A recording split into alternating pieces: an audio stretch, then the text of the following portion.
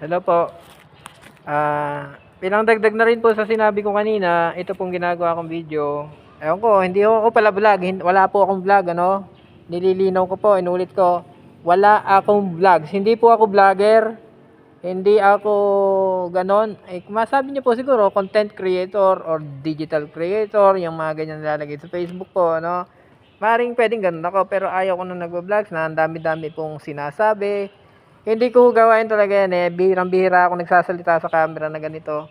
Kapag lang talaga may importante akong sasabihin. Yan lang ako nagre-record ng sarili para i-post sa Facebook ko at sa YouTube. Ganito po. Ang sasabihin ko lang po, no, kapag po kasi ako kukontakin yung gagawa, ina-assure ko lang po sa inyo yung quality. Kasi po ako po talaga maganda po akong gagawa ng painting, ng mga artworks. Talaga pong maganda ang quality ng gawa ko.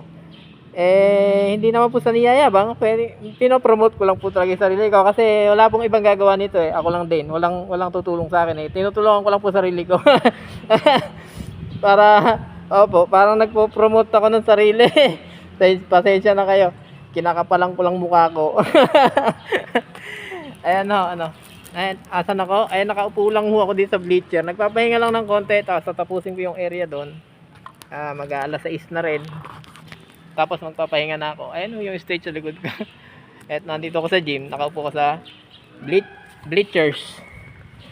Ayan. Ako nga pa pala yung ilalim ng bleachers na to. Gagawin ko pa lahat yan. So hindi ko nabanggit kanina sa unang video. Ayun lang ho. Kaya sulit naman po ibabayad nyo sa akin. Kasi nga po maganda akong gagawa. Kung basta yan no talaga. Sige. Salamat po.